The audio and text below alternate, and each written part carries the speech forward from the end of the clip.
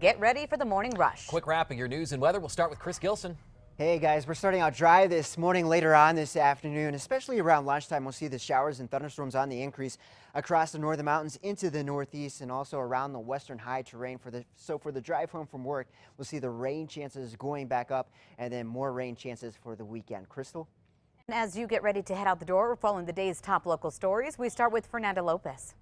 Yeah, Crystal, in just hours, the man accused of shooting and killing Officer Jose Chavez will face a federal judge. The shooting happened a week ago today, sparking a massive manhunt. The suspect, 38-year-old Jesse Haynes, and his passenger James Nelson were running from murder charges in Ohio. Haynes is facing a state first-degree murder charge and federal charges for being a felon with a gun and using it, plus carjacking. Details on the other passengers found inside the car and more on his court appearance today coming up in the 5 Facts. Adam?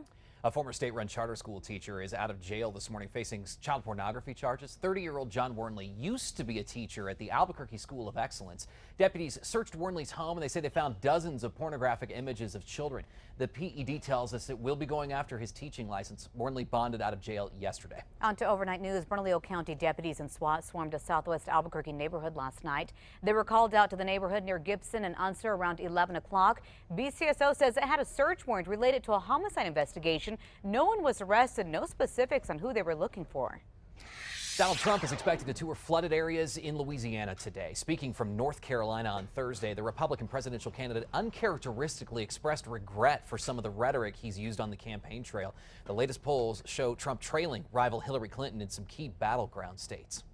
For the first time, the State Department is admitting there was a link between a $400 million cash payment to Iran in January and the same-day release of 4 Americans imprisoned there. Prominent Republicans are calling it ransom, but the State Department is disputing that, saying the money was already owed to Iran as part of a failed arms deal 35 years ago. New this morning, Twitter says it's suspended 235,000 terrorist-related accounts in the last 6 months. That's nearly twice as many as before.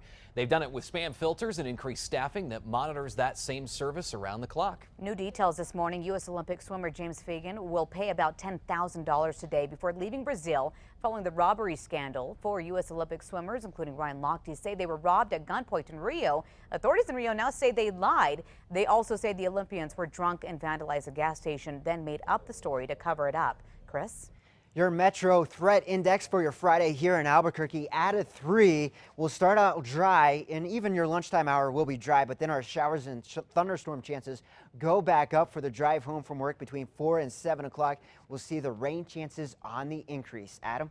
Chris, thanks. Last school year's PARCC test scores are out. Second year of the tests show most New Mexico students are still lagging behind, showing only about 20% of students tested are proficient or better in math, and only about 28% are proficient or better in reading. Both are slight improvements from the year before. On to developing news. The state's auditor says a lack of policy for handling sexual assaults is the reason behind many untested rape kits in New Mexico. According to the Santa Fe New Mexican, Auditor Tim Keller told lawmakers there are more than 80 different policies and procedures with the state's 130 departments.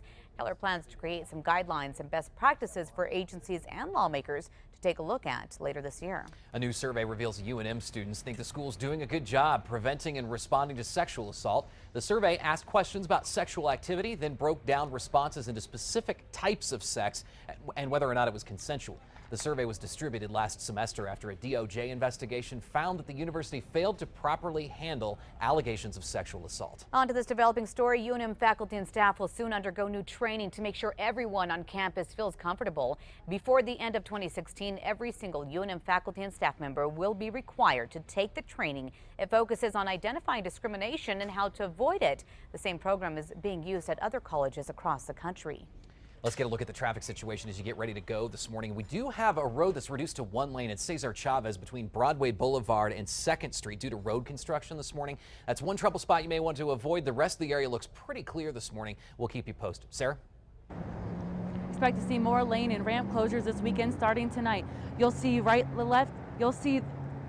You'll see the right lanes of I-25 southbound bridge over Manal, the 2 left lanes of I-25 northbound approaching the bridges over Manal, and a single lane closure on the flyover on the Big I. For what ramps will be closed, go to the KRQE News app. Crystal? New technology is on the way. Uber will offer rides in self-driving cars within weeks. The specially outfitted Ford Fusions and Volvo XC90Ss will make short trips in Pittsburgh with the help of a human backup driver.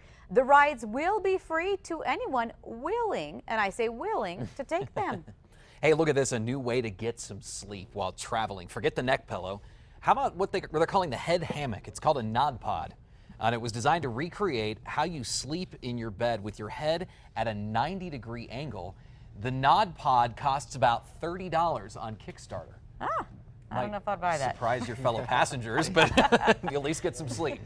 On to this now. After a major makeover, you can now visit the Siamang habitat at the Albuquerque Zoo. It underwent months-long renovations starting in March. It had to be done after a Siamang escaped through a hole in the mesh. The zoo spent the summer renovating the enclosure. The Siamangs rejoined the habitat on Wednesday. All right, it is time for the 5 facts you need to know this morning. At number 5, if you head to the bookstore today, you can find a book that features the BCSO Animal Cruelty Task Force. Goodbye Bad Guys, released yesterday during the New Mexico Humane Conference. It's the story of how BCSO's Animal Cruelty Task Force was formed, and it's a guide for other agencies to start similar task forces. Go to our website, KRQE.com, for info. Number 4 now. This morning, there's uproar over a salon near UNM using public parking spots for its customers. Villasita Aveda Salon near Central and Harvard has 2 public parking meters off limits. They're even marked with makeshift signs for salon customers only. The manager says the business rents the meters from the city for a monthly fee. Still, not everyone thinks it's fair. At number 3, it's cool and dry right now, but we'll warm up into the middle to upper 80s this afternoon with a chance for some showers and thunderstorms later on this evening. More rain chances ahead for the weekend. Number 2, this morning there will be a special legislative session to tackle the state's budget shortfall, and it'll likely happen next month in September. State's general fund was already short an estimated $150 million for the budget year that ended in June. Lawmakers say it could get even worse this year. A specific date for the special session, though, has not been set yet. On to number 1 now. Jesse Haynes, the man charged in the death of a Hatch police officer, is expected in federal court. Meanwhile, James Nelson, the other passenger who told investigators he was asleep when Officer Chavez pulled them over, is facing new drug charges today. Nelson is charged for drug possession. He's not facing charges for Officer Chavez's death, though. In the meantime, a hitchhiker who the pair picked up is also facing drug charges. Haynes' first court appearance is set for 8:30 this morning in federal court in Las Cruces. We'll let you know what happens. Stay with us. We got lots ahead on KRQE this morning as we continue on Fox, New Mexico after the break. Precision Catering is going to be there, so we're going to have food on this Friday to end the week. Love that. Love that. Yeah. Stay with us. We're right back.